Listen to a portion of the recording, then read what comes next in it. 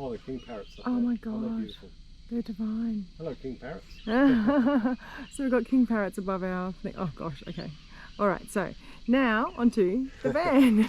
Yeah, so we'll quickly show you around the Royal Flare. It's a Yeah. 2016 Royal Flare. Was it 2004? No, 16, 2016. yeah. It's 2016 a bit old. Royal Flare Aussiemate. It was one of the Yeah. first that was built in this design. Maybe 16, Bought it yeah. from, a friend of ours who also helped us out in widening the driveway. Unfortunately, we did get this little speckled effect here. That was from a galvanised roof. But at some time in the future, we'll get that fixed up, probably by re-wrapping it at the time. For now, it just adds character. Yeah, a bit of character. It just shows it's been worn in. On the front here, we've got the trailer mate. This just obviously just jacks it up and down from the tow vehicle when needed. Pretty standard setup here. Probably won't go into this too much. DO35 hitch, twin gas bottles. Pretty useful. It's got these handy little gas bottle covers here just to keep the sun off and the degradation. 2 20-litre jerry cans, quite handy. We just filled those up for this trip as well, which was pretty neat. Then we got this toolbox. So we got Caravan HQ down at Yatla in Queensland for us. They put this new wider toolbox on at our request. This one's pretty good. It's a little bit messy, this one, but you get the idea.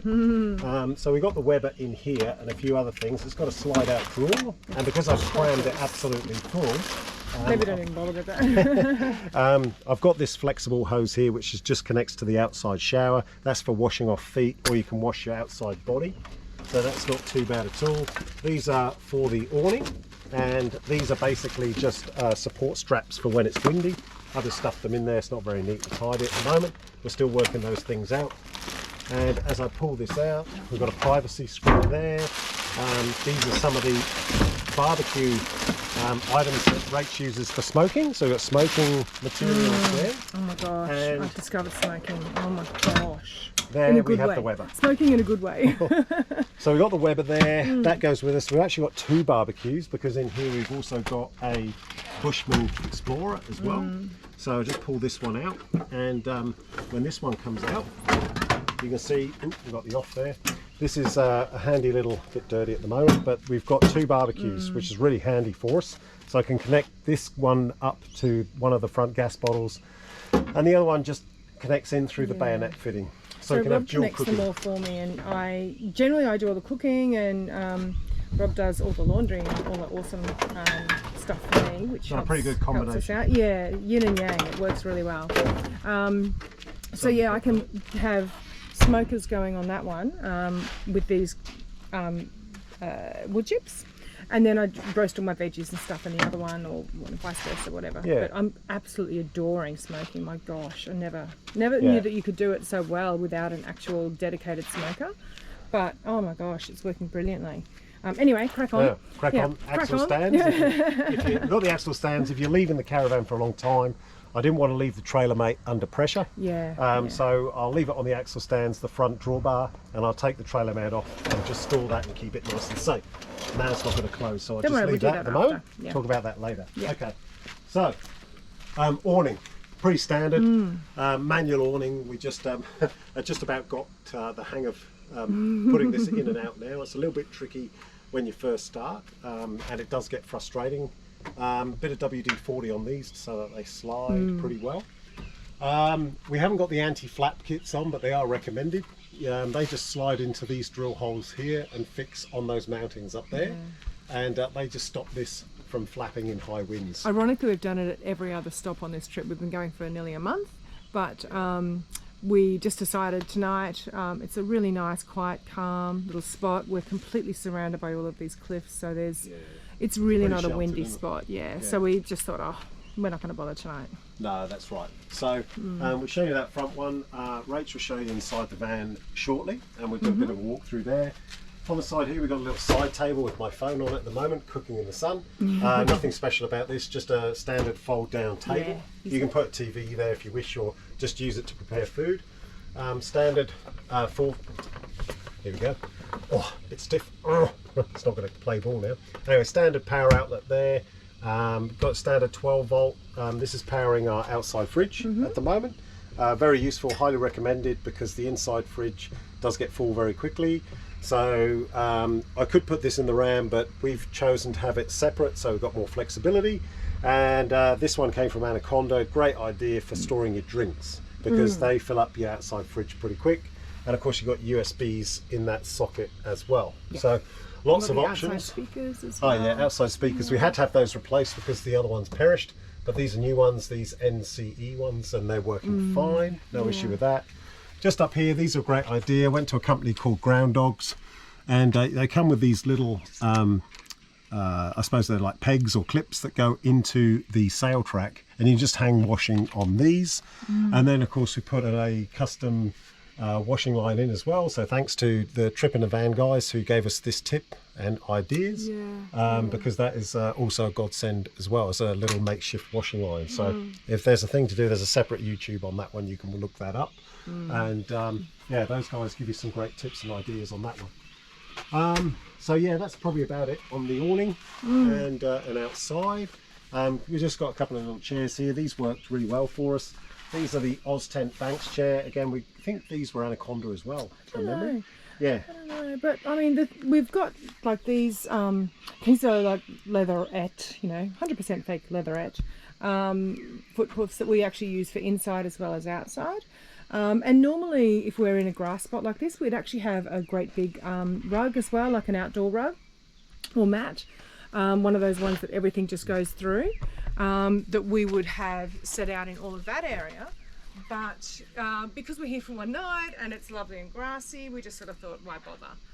And the other thing Rob didn't mention is we do have a back toolbox as well, which is really, really handy just for chucking all of our chocks and stuff like that in as well. We've got a pretty good routine. It's taken us quite a while to get the hang of like, okay, you do this, you do this. As soon as we land in a new spot, we kind of all just separate it and go to our own little things, and we get it all sorted.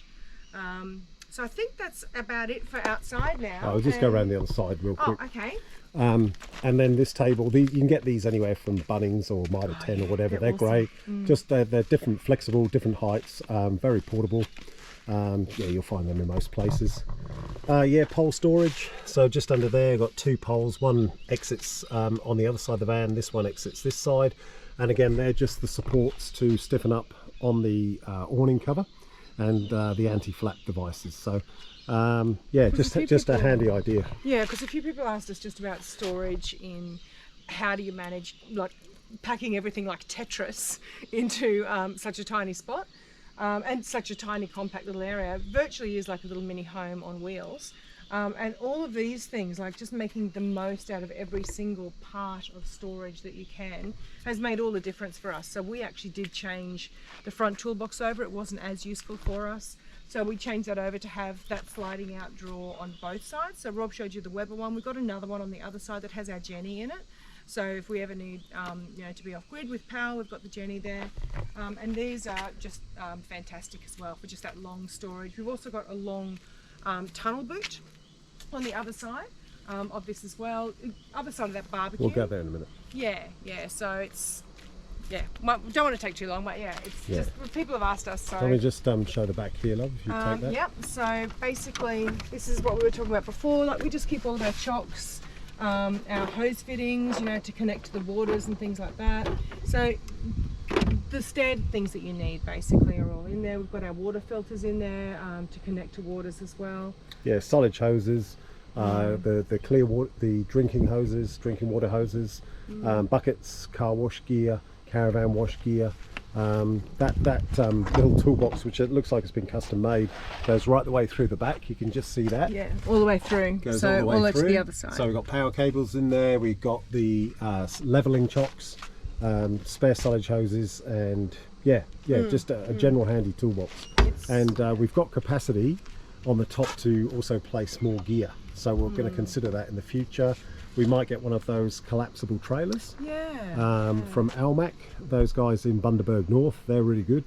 And that gives us a bit more flexibility with the boat. So if we pop that up there, and it might fit on the back there. It's a really solid toolbox, so it's got a lot of capacity to take extra if we need it to. So again, on the outside, the other side there for more of the storage boxes with the poles. You can see I've got one of the filters there for the cold water feed going in. Silage hose connects in there. Toilet access there, which is handy. Power in. So when you go to most campsites, you normally get one of these types of setups. We just coil up our 20-meter power hose, put the silage hose straight into the drain there, and typically there'll be 4 caravan sites clustered together, and we just connected in with the cold water inlet just there. Again, on the back of the van, we've got this is the gas fired hot water system. We've also got an electronic hot water system as well, but we use the gas for speedy setup and getting our hot water going straight away.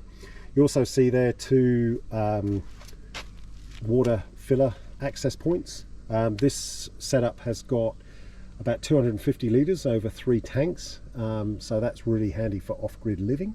We haven't been game enough to do that yet, but we might try it on the next one, and I think we're off grid tomorrow night. Tomorrow night we are. We are. So that's going to be exciting. So yeah, quite a lot of water. No grey water tank, but we certainly have a lot of fresh water capacity. And just under there we've got 2 AGM batteries. Sometime in the future we might go lithium, but for now these guys are working real well for us, so we don't really necessarily have to spend the money to go lithium just yet. All right, and there's the tunnel boot. So that's got quite a few things in there. Like we keep our quite a few tables. There you go. So tables, different chairs as well that we've got. We've got some spare chairs in there. Washing line. I think that's an umbrella, is it? No, washing line. Oh, washing line. Okay. Washing line. Sorry, you can tell who does the laundry. And and obviously the chairs, when they fold up, can go in there as well. So it's quite handy for longer items. It goes to go like in all there. the way through almost. It's just a little small carving on the other side.